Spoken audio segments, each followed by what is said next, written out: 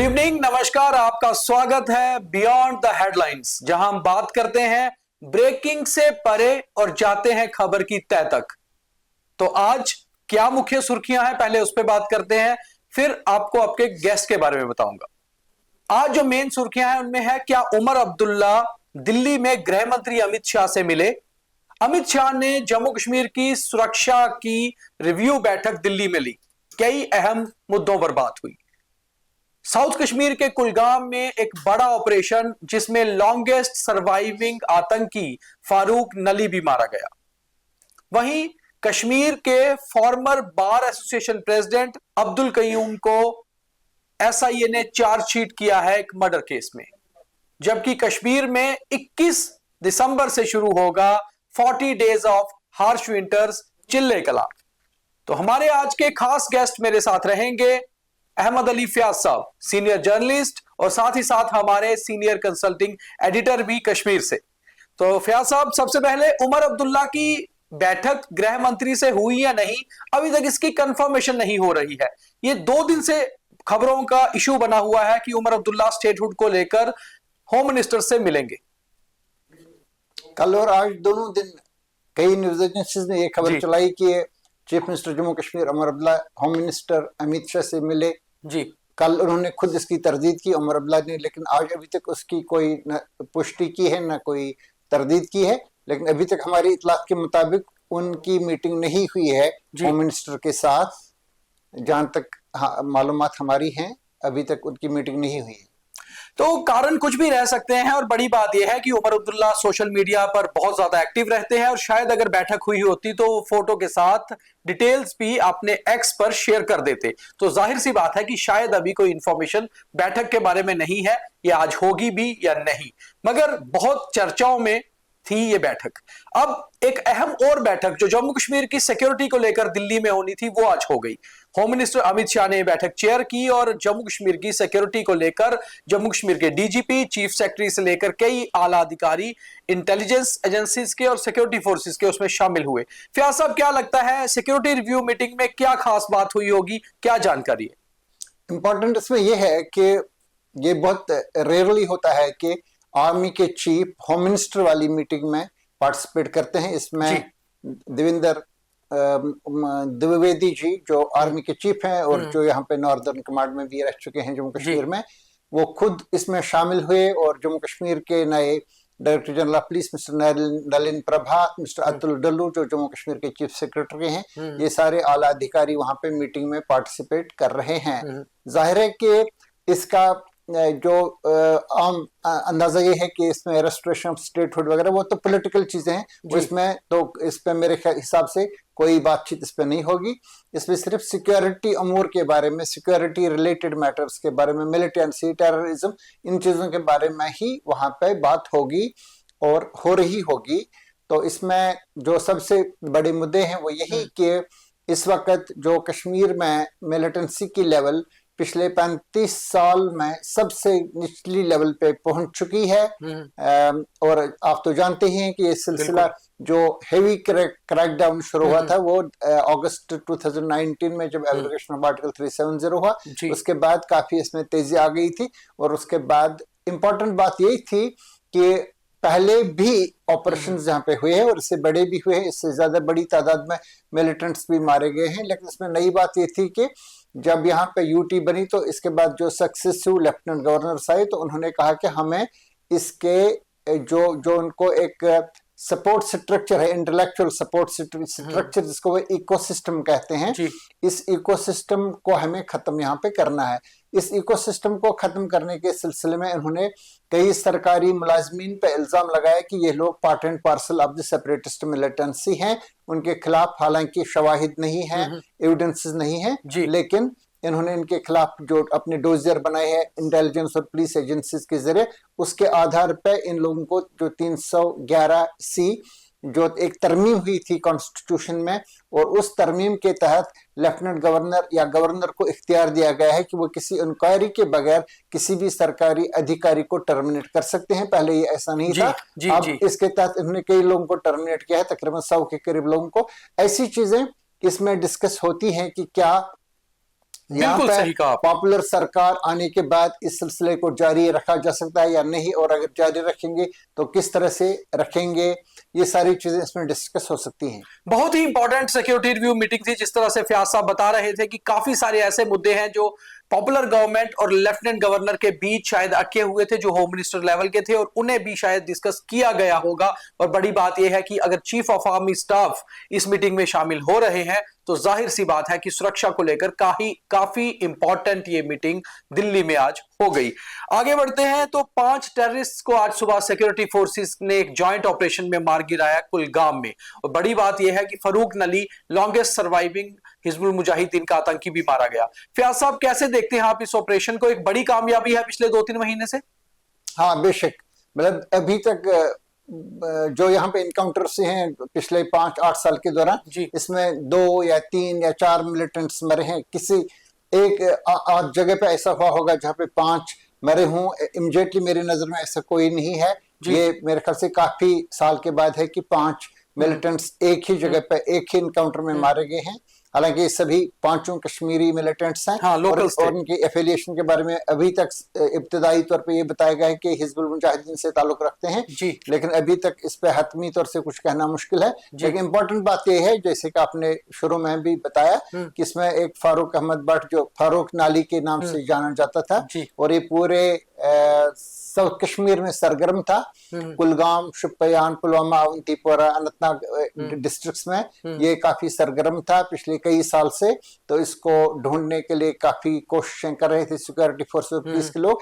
इस एतबार से ये एक बहुत बड़ी कामयाबी है सिक्योरिटी फोर्सेस और पुलिस के लिए। हमें बताया गया ये बुनियादी तौर पर जम्मू कश्मीर पुलिस का एक ऑपरेशन था, जो एक स्पेसिफिक इंफॉर्मेशन की बुनियाद पे वहां पे बेहीबाग एरिया में, जो शुपियान और कुलगाम का जो बॉर्डरिंग विलेजेस हैं, और वो इलाका है जहां पे पिछले कई साल से, अब हालांकि इसमें कमी आई है, लेकिन ये गढ़ रहा है मिलिटेंसी का। यही वो इलाका है जिसमें हरमैन वहां से ज्यादा दूर नहीं है, जहाँ पे लेफ्टिनेंट उमर फयाज को किडनैप करके मार डाला गया था। और इसमें बहुत सारी किलिंग्स इस एरिया में हुई हैं। एक आईपीएस ऑफिसर का भाई जो मिलिटेंट बना था, जिसमें तकरीबन मेरे ख्याल से उस वक्त 7-8 मिलिटेंट्स मारे गए थे, वो भी इसी एरिया में पड़ता है, वहां से बहुत ज्यादा दूर नहीं है। ये बिल्कुल एक हब रहा है मिलिटेंसी का साउथ कश्मीर में, गढ़ रहा है। और जो बुरहान वानी की एक्टिविटीज भी थी वो भी इसी एरिया में बहुत ज्यादा थी। तो ये एक बहुत बड़ी कामयाबी है सिक्योरिटी फोर्स। एक और मिलिटेंसी की बात करते हैं। एसआईए, स्टेट इन्वेस्टिगेशन एजेंसी, ने चार्जशीट किया है मियां अब्दुल कयूम, जो फॉर्मर बार प्रेसिडेंट है कश्मीर के, और एक मर्डर केस में किया गया है। तो फयाज साहब, बहुत बार इल्जाम लगते रहे थे अब्दुल कयूम को कि ये सेपरेटिस्ट जो मुहिम है उसके साथ जुड़े हुए थे, टेररिज्म के साथ जुड़े हुए। तो कहीं ना कहीं एसआईए ने साबित कर दिया और आज चार्जशीट भी कर दिया। इसके जब ये वाक़या हुआ था 24 सितंबर 2020 को, जब ये वाक़या हुआ था जाहिदपुरा हवल में, इसकी बाबर कादरी की हलाकत हुई थी। 2 मिलिटेंट्स वहां पे आए थे, 2 गनमैन, जिनके बारे में आम अंदाजा ये है कि मिलिटेंट्स थे, जिन्होंने इनको वहां अपने घर पे मारा। एक वो क्लाइंट्स की हैसियत से वहां पे आए और उन्होंने वहां पे उन्हें मार डाला गया। एक इम्पॉर्टेंट बात इसमें ये थी कि इससे पहले इससे पिछली रात को इन्होंने एक वीडियो डाला था अब्दुल कयूम के बारे में, कि वो किसी को वहां पे उभरने नहीं देते हैं। उस वक्त Jammu and Kashmir high court bar association के इलेक्शन होने वाले थे, और अब्दुल कयूम जो थे वो तकरीबन 1 साल जेल में रहने के बाद उनको छोड़ दिया गया था जमानत पे। उन्होंने एक अंडरटेकिंग दे दी थी कि मैं पॉलिटिकल एक्टिविटीज में पार्टिसिपेट नहीं करूंगा, सेपरेटिस्ट बयानात वगैरह नहीं दूंगा। उसके बाद इन्हें सुप्रीम कोर्ट से वहां पे बेल पे छोड़ा गया था, और हमारी इतलात के मुताबिक उन्होंने कोई बयान भी नहीं दिया था, कोई प्रदर्शन भी नहीं किया था। लेकिन इस बीच में बाबर कादरी का एक वीडियो 28 मिनट का आया, उन्होंने खुद फेसबुक पे वो डाला, जिसमें उन्होंने शदीद इल्जामात लगाए मियां कयूम के ऊपर कि वो उन्हें मरवाना चाहते हैं वगैरह वगैरह। ये सारी इल्जामात उस पर थे। इसके बाद बहुत सारे लोगों को ये लग रहा था कि इन पे हमला हो सकता था, क्योंकि उन्होंने पहली बार इस तरीके से अपने आप को एक्सपोज किया था और उनके खिलाफ एक फ्रंट ले लिया था मियां कयूम के खिलाफ। इसके बाद इसकी एक तहकीकात हुई जो मकामी पुलिस ने वहां पे की, लेकिन मकामी पुलिस की जो तहकीकात थी, इसको इनके घर वालों ने, जो बाबर कादरी के घर वाले थे, इन्होंने इसको चैलेंज किया इस एतबार से कि वो किसी कोर्ट में चले गए, मेरे ख्याल से एडिशनल डिस्ट्रिक्ट सेशन जो कोर्ट श्रीनगर में शायद, तो इन्होंने वहां से कोर्ट से एक ऑर्डर बाद में लाया। सरकार के को ये बताया गया कि आप इसकी नई सिरे से तहकीकात करा लें। तो उस वक्त जो डायरेक्टर जनरल पुलिस थे, मेरे ख्याल से दिलबाग सिंह साहब, तो इनको बताया गया कि हम आप पे छोड़ देते हैं कि आप किस तरह से इसकी तहकीकात करेंगे। तो इन्होंने इसके बाद एक SIA जो है, स्टेट इन्वेस्टिगेटिंग एजेंसी, उसको इसकी नई तहकीकात दे दी और उस तहकीकात में इन्होंने इनके फोन्स वगैरह चेक कर लिए। फैमिली कहती है कि हमने इनके जो फोन्स वगैरह है और बाकी सारी डिटेल्स, जो टेक्निकल डिटेल्स हैं, हमने तहकीकात करने वालों को बताया था कि इसकी तहकीकात कर लें, लेकिन उन्हें नहीं की। उन्होंने उनके कहने के मुताबिक अधूरी या डेफिशिएंट तहकीकात कर ली। तो उसके बाद उन्होंने जो तहकीकात कर ली है, इसमें पुलिस को ऐसी शवाहिद मिली है SIA को, उनके कहने के मुताबिक, कि जिसमें ये साबित हो जाता है कि जो मियां कयूम थे, उनका संबंध मतलब दुबई में किसी आदमी के साथ था और वहां से वो पाकिस्तान के साथ जुड़े हुए थे। ये इनके खिलाफ इल्जामात हैं। अभी तक हमने इनका चार्जशीट नहीं देखा है, लेकिन आज ये इसकी खबर आई है, दायर किया गया है चार्जशीट। अभी we will have to go through the chargesheet.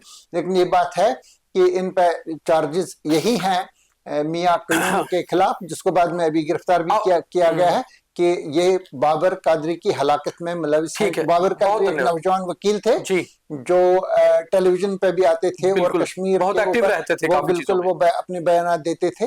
तो बहुत सारे लोग। तो अब बात करते हैं कांग्रेस की प्रोटेस्ट की। फयाज साहब, आज कांग्रेस ने जम्मू में प्रोटेस्ट किया गृह मंत्री अमित शाह के बयान को लेकर। कल उन्होंने प्रोटेस्ट किया था अडानी को लेकर। तो कांग्रेस कब तक जम्मू कश्मीर में लोकल इश्यूज को अवॉइड करके नेशनल इश्यूज पे ही बात करती रहेगी? क्या लगता नहीं है कि कांग्रेस को अब लोकल इश्यूज पे आना चाहिए? अभी ये जो आप देख रहे हैं 2020 ये बीजेपी और कांग्रेस के बीच में चल रहा है और इसमें इनके जो सहयोगी है वो भी इसमें कभी कभी एक आध बयान दाग देते हैं। कभी कभी उमर अब्दुल्ला साहब ने आपने देख लिया, उन्होंने राहुल गांधी के सपोर्ट में आकर के, उनके डिफेंस में आकर के बयान दिया कि ये ऐसे नहीं है, किसी MP को नहीं गिरा सकते। इस किस्म के बयान देते हैं। ये तो इनकी पॉलिटिक्स है, ये तो सिलसिला चलता रहेगा। अगर ये भी नहीं करेंगे तो वो क्या करेंगे?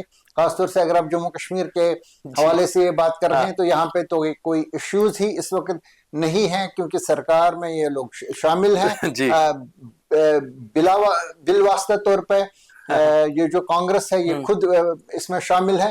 ये अपने ही ऊपर इल्जाम नहीं लगा सकती है और बीजेपी वाले भी नहीं लगा सकते, क्योंकि मरकज में उनकी सरकार है, LNC साहब उनके हैं।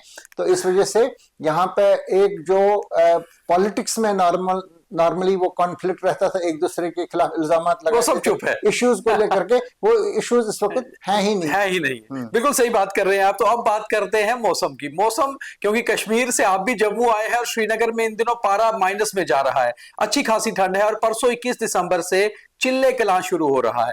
तो क्या फयाज साहब, आपसे बेहतर कौन बता सकता है, क्योंकि आप कश्मीर से वाबस्ता है, वहां के रहने वाले हैं, कि क्या इस बार चिल्ले कलां से पहले जिस तरह से ठंड बढ़ी है, क्या बहुत सालों बाद ऐसा मौसम देखने को मिला है? क्योंकि लोग कहा करते थे कि सर्दी लेट शुरू होती है। नहीं, इससे पहले भी बहुत बार हुई है। अभी आपने देखा 2 साल पहले नवंबर में ही बर्फबारी हुई थी, और जब बर्फ होती है तो उसके बाद अगर ये जो आसमान है अगर ये खुला रहता है तो जितना ये खुला रहेगा उतना माइनस टेम्परेचर चला जाता है। अगर बादल रहेंगे तो रात का टेम्परेचर कम मतलब वो बहुत ज्यादा नहीं गिरता है, थोड़ी सी गर्मी फिर रह जाती है। इस वक्त रात को आसमान खुला रहता है, इस वजह से -6 -7 तक श्रीनगर में जाता है, और गुलमर्ग और सोनमर्ग पहलगाम वगैरह में वहां पे -8 -9 इतना भी चला जाता है। ऊपर के इलाकों में जितना आप ऊपर जाएंगे उतना वो गिर जाता है पारा।